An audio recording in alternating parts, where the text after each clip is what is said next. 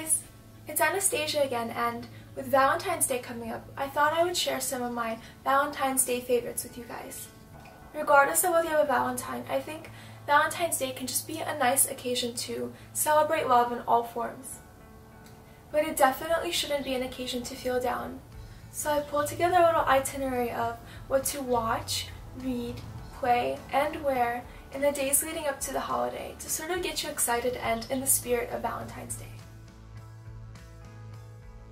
I don't want to get too much into the plot lines of these films, and just because I don't want this video to drag on forever, but just know that they're thematically relevant for Valentine's Day, and hopefully you trust my opinion. My first pick for films to watch this Valentine's Day is a film called Before Sunrise, starring a young Ethan Hawke and Julie Delpy.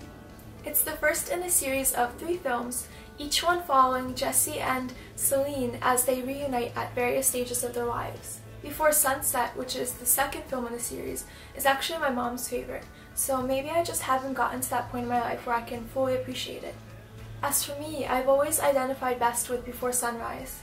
I think as you grow older, it's definitely easy to grow cynical about a lot of things in life, especially love, and you definitely get that with Jesse and Celine's story in the later films.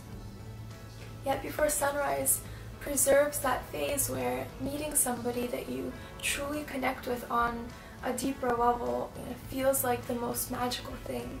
That place where you're young and feel like you have the whole of your life ahead of you, and even if you recognize the impossibility of fully understanding another human, you readily believe that you can bypass the rules and become the exception.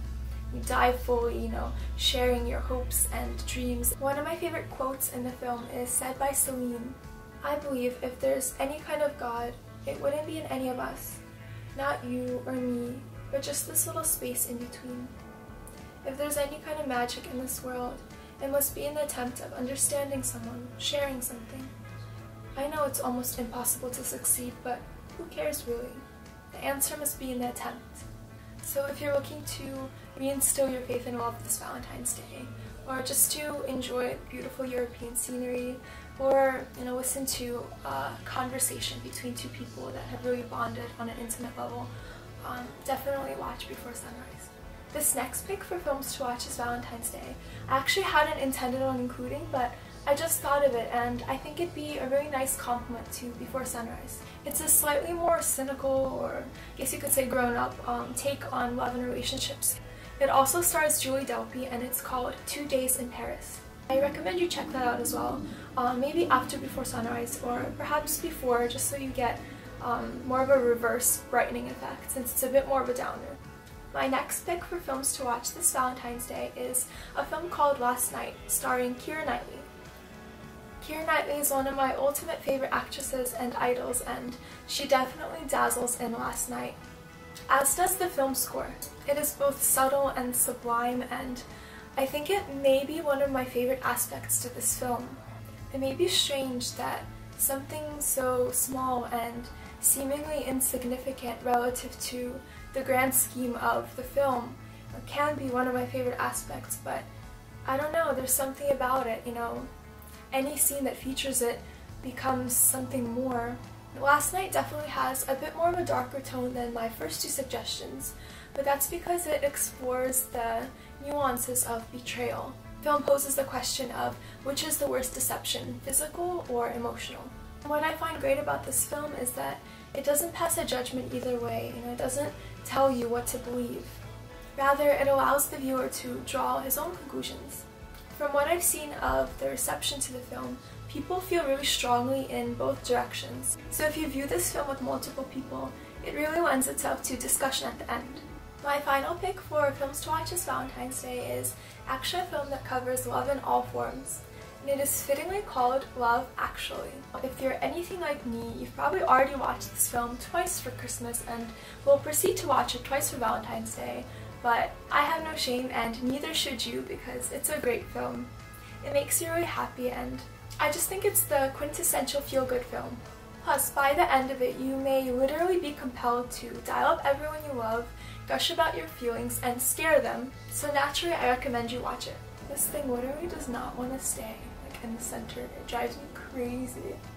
sure it drives you crazy too. Anyways, moving on. My first pick for what to read this Valentine's Day is actually a book I have not read myself, which is horrible, but I really want to, and I've heard amazing things about it. It's a book called Love Poems by Pablo Neruda. I saw it a little while ago in Anthropologie and I wanted to buy it, but I didn't, and I regret it.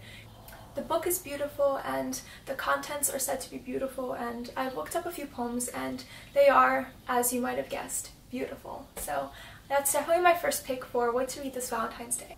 My next pick for what to read this Valentine's Day is, as you may have guessed, sort of in line with this theme of light to dark that I've been going with. I hadn't intended it, but let's run with it. It's a book called Love is a Dog from Hell, and it too is a collection of poetry, this time by Charles Bukowski. People tend to be very torn on Bukowski, and very strongly in either the love or the hate direction, but I happen to think he's brilliant and I love this book. And this book is definitely a much more cynical read this Valentine's Day, so I think it ultimately depends on your mood and what you're looking for. It's funny, I actually have bookmarked with a UNIF tag. I love UNIF. My favorite Bukowski poem, and probably just my favorite poem like in general. It's a poem called Winter, and it incidentally doesn't really have much to do with love, unless you're thinking like of love in the sense of humanity. Actually scratch that, because yeah, it's about love. Rest assured, it's about love. It's crazy that this is one of my favorite poems, if not my favorite, because it like literally broke me. Like, it broke my heart, it devastated me. There is nothing beautiful about this poem in terms of the content.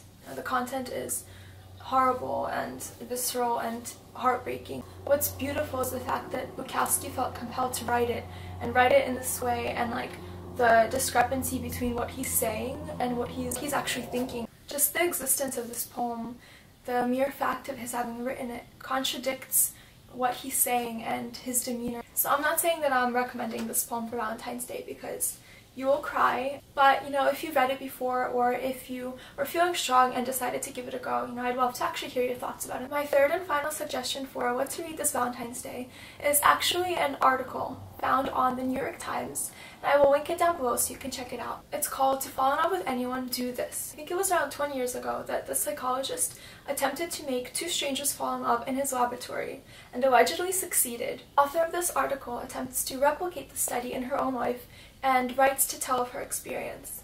The idea is that you and a stranger take turns answering a series of these deeply personal questions, and it is through that experience of sharing your stories that you develop a close bond. I think it's a really fascinating read with an emphasis on openness, and I highly recommend it this Valentine's Day. It's really important to me, and when you find the right kind, its ability to instantaneously make you feel something immense and powerful is insane. So for the penultimate part of my little itinerary, I've curated for you guys a Valentine's Day playlist featuring some of my favorite songs by my very favorite artists. I like a lot of different styles of music, but my ultimate favorite genre can be described as dark wave, new wave, post-punk-ish. If you know or love any of these songs or bands, I'd love to hear from you down below, because it's just always so nice to bond over a taste in music. And if you haven't heard of any of them, check them out anyway, because who knows, you might hate them or you might find something you really love. I featured artists like Interpol, Depeche Mode, The Smiths, and all of the songs I've included are united by their Valentine's Day theme. So if you're interested, what you can do is pause this video and look up the songs individually. Or I've saved you the work and time and created a Spotify playlist for you guys. If you have Spotify, you can find the link in the description and enjoy the songs straight from the app.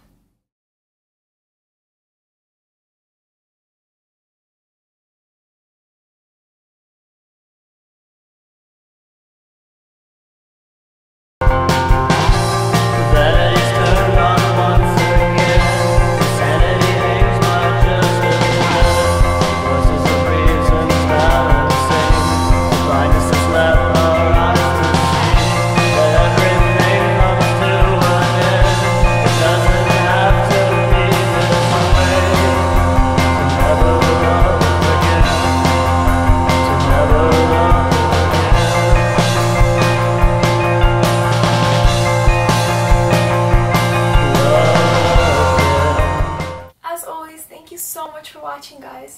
Please give this video a big thumbs up if you enjoyed it. It will help me a ton.